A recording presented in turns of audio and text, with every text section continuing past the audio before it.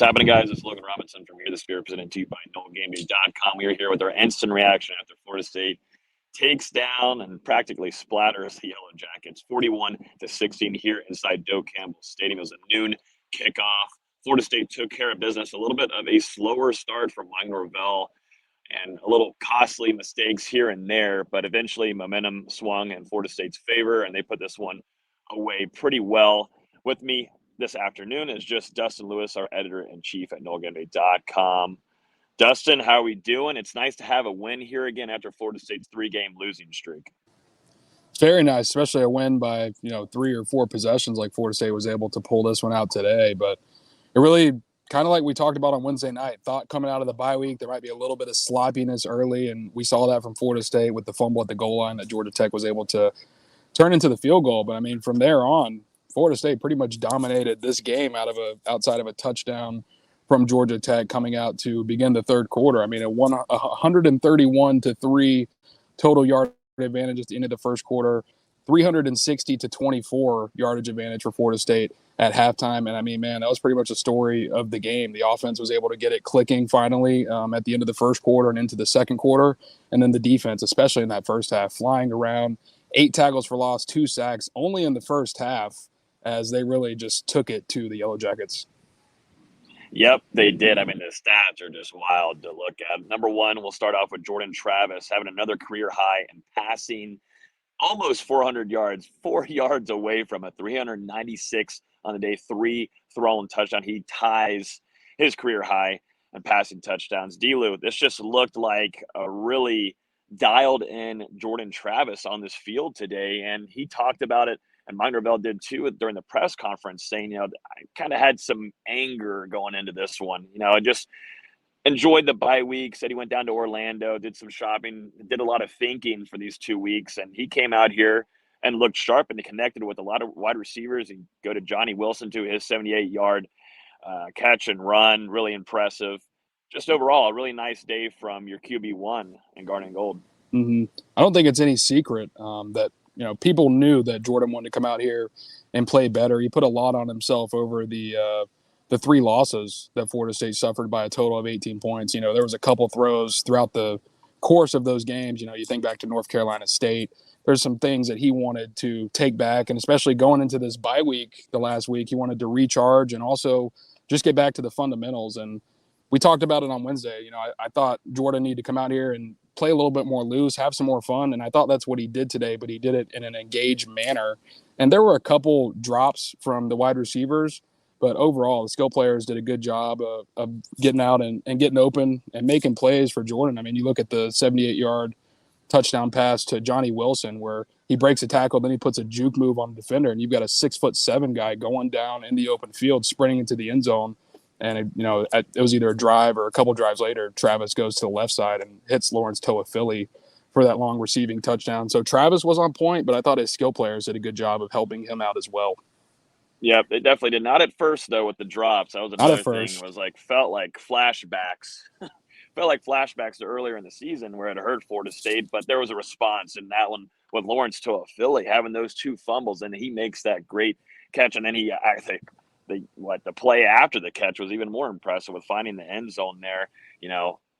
More Norvell talked about Toafili after the game, just saying that's why I love this kid.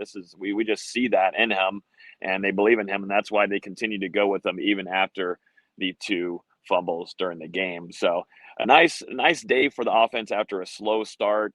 We talked with Jared Verse too after the game, and he said, we can't have a slow start like that again. It just can't happen. And we talked about it on the podcast all throughout the week. Florida State's got to play 4 quarters. They did that a little bit there, but the first quarter just still slow for a team that you're going against. Georgia Tech, as we saw today and we've seen in weeks past, not a special team. You're expected to come in and dominate, but a little bit of a faster start. And that might not be of a surprise, D-Lou, with coming off a bye week, had the rest, but still, you got to have a quicker start heading into next week. I don't think it's a surprise. You've got to be a little disappointed for Florida State to come out on that first drive and have 2 back-to-back drops on 3rd and 4th down that force you to turn it over on downs, and then get up into the goal line, and you've got that bad snap from Maurice Smith that Lawrence Toafili isn't able to quite corral. And then, Georgia Tech recovers, and that's how they get on the board first. So, I mean, there's still some mistakes that this team is making, but I think you've got to be encouraged. Despite Florida State having 2 turnovers and a turnover on down, 642 total yards today, they almost outgained Georgia Tech by 400 yards. So, I mean, even despite these miscues that the offense is having at this point in the season, they're still putting up a ton of production, especially, when you look at Georgia Tech, they'd only allowed, I believe, one other team on the season to score 40 or more points, and that was Clemson. So their defense, not the most highly rated in the country, but, I mean, they had been solid at certain points. And I thought Florida State, for the most part, put together a very good rhythm after those first couple of drives. And, we talked about Jordan Travis, but then you've got to go to Trey Benson as well. I mean, he was just running through every single tackle out there. The duo of Benson and Toafili has been very productive for Florida State, despite Treshaun Ward being sidelined these past 2 games. So if FSU is able to get Ward back later this season, I mean, man, that 3-headed monster might be running as good as it ever has this season right now. Another running back to mention here, we saw a return of C.J. Campbell, walk-on running back for Florida State. Really impressive here. He talked after the game, all smiles too. And, he told us right up, he came back from a broken fibula. And for this recovery to happen so soon, Minorville called it remarkable. And it sure was. Watching him go down on the field and get into the end zone was truly impressive. And then to see on the Jumbotron too, looking at the sideline and almost half the team, if not more, almost the whole team going over there to celebrate with CJ Campbell. He brings such a different kind of presence on the game field here and also in practice. We see it all the time. We see it with CJ Campbell and just the love and admiration his team has for him. So seeing him get into the end zone was awesome. Back in August, we were told that from Norvell that we wouldn't see him for the 2022 season, and for him to come back after an injury in August, now getting the end of October, to come and do that, extremely impressive. And if you're able to get CJ Campbell going, you saw little flashes here today. That's a special running back. We were very high on him during the spring. You had the unfortunate injury, but this is a special talent there. This room is absolutely loaded once you do get Treshaun Ward back, D-Lou.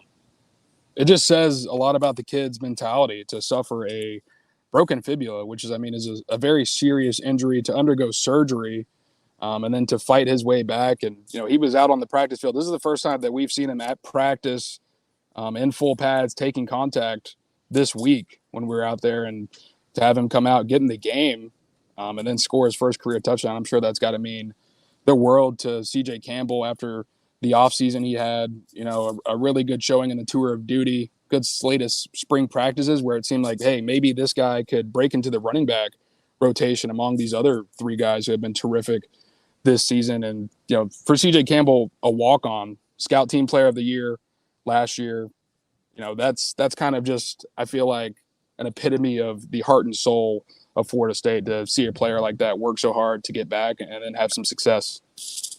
Let's jump over to the defense, D-Lou. We got to see a lot of sacks today. We saw really nice plays from Jared Verse, and you saw Fabian Lovett back out there on the field. Mm-hmm. And it's easy to tell. I mean, and it's Georgia Tech. Let's be honest here. Georgia Tech not having a great season, interim coach, a lot of things upside down for them right now. But you see Robert Cooper and Fabian Lovett, that tandem back together, that pressure on the inside just increases by so much, man. It really does. We talked about it on the show earlier this week that when that tandem's together, Robert Cooper feeds off of Fabo, and it's the vice versa over on the other side for Coop.